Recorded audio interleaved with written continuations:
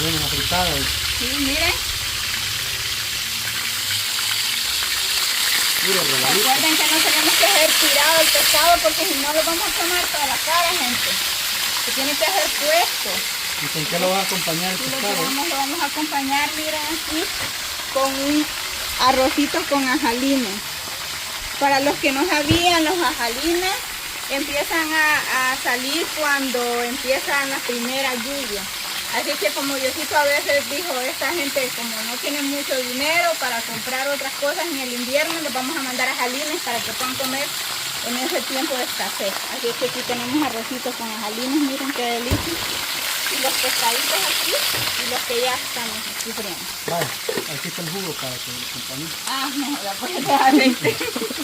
Así que muchas gracias por todo el apoyo, saluditos y muchas bendiciones. Y pues aquí don Yael se va a echar este manjar. Ahorita a comer pago, vamos. Pago y robarlo. Y a puro juego de leña, lo más bonito.